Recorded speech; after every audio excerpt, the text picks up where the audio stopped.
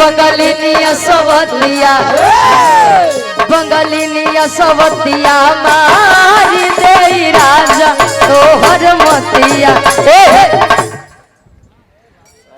और गार्जियन जी परम आदरणीय परम सम्मानित पुनः आशीर्वाद दिए आदरणीय आप धनंजय यादव जी पंजाब नेशनल बैंक के आप बैंक मैनेजर साहब 51 रुपए का महान आशीर्वाद जिसका जरूरत हो कर दे भैया जब जरूरत रही तब मंगा ले। और ये आप गार्जियन जी इस भाव को समझते हुए आप मदन यादव जी 100 रुपए का महान आशीर्वाद। दुबई समझावे बम्बई चला जा लुधियाना चला जा दिल्ली चला जा अरब सऊदी चला जा। अरब सऊदी ना सऊदी अरब होता कहे जहाँ मन हुआ चला जा तो सी 1 साल 2 साल का दूरी बर्दाश्त बल लेके हमेशा खाते नहीं बर्दाश्त काथे मेहरारू जो होते हो काठे को सवत नहीं बर्दाश्त करते। दुल्हैया समझावे कैसे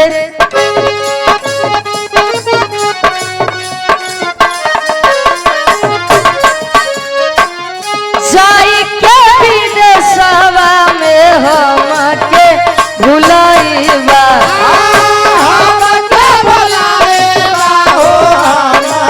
क्या बात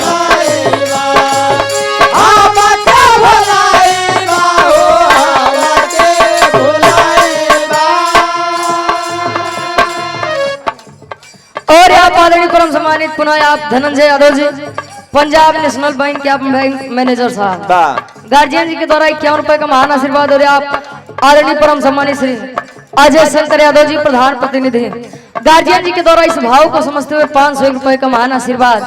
चरणों में कोट कोट नमन है आशीर्वाद के सारे के बच्चे अपनी कला में कामयाब है। जाई के विदेशवा में हमके भुलाईबा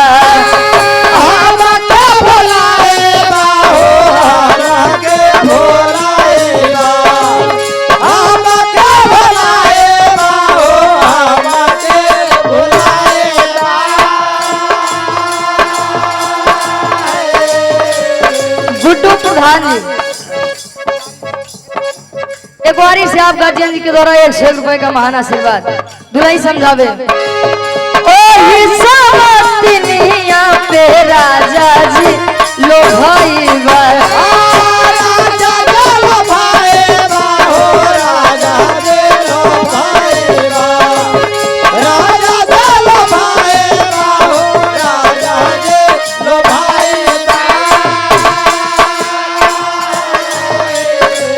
जाई के विदेशवा में हमके भुलाईबा ओही सवतिनिया पे राजा जी लो भईबा।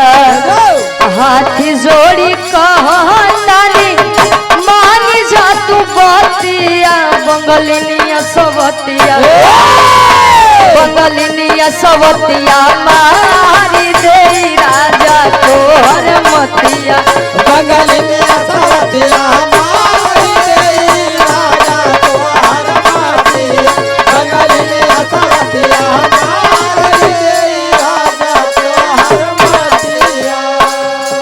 और आप आदरणीय परम सम्मानित सिया राम यादव जी उर्फ बाबू राम ध्यान महाविद्यालय निवाई सौजन से आप भूपेंद्र सिंह यादव जी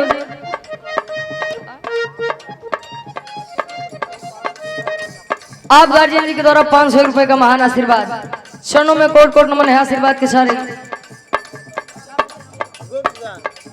नहीं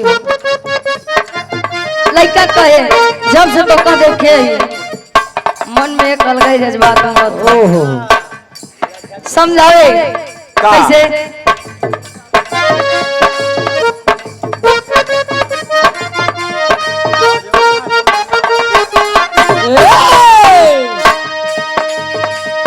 दिल में बढ़ेला बेचैनी दिल में बढ़ेला बेचैनी हल्का हल्का ये गोरी अरे दिल में बढ़ेला बेचैनी हल्का हल्का ये गोरी दिल में बढ़ेला बेचैनी हल्का हल्का ये गोरी और दिल में बढ़ेला बेचैनी हल्का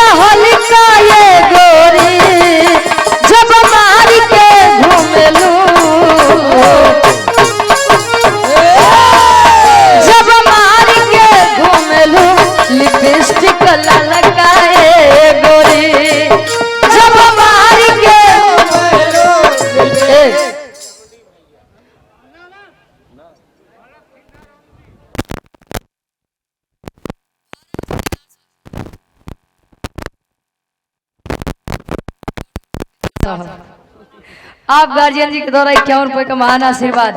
अच्छा पहले के लोग कम कमाते रहे लेकिन पहनावा उनका पूरा रहन, कपड़े का पहनावा पूरा होता था। वाह आज के लोग जितना ही कमाता है कपड़ा उतना ही कम हो चला जाता। आप लोग जान ले आखिरी पीढ़िया जो धोती कुर्ता पहनता है, नहीं तो आज के समय वाले फटा है जींस जब से आई गया है।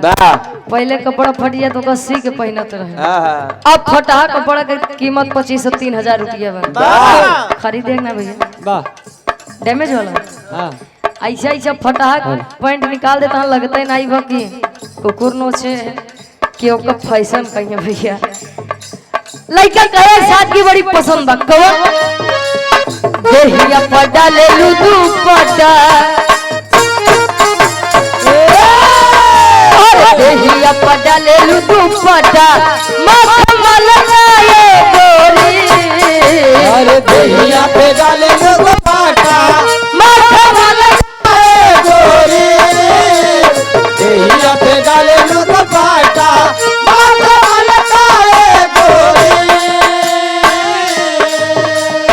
देहिया पटा ले लू दुपट्टा माथा लगाए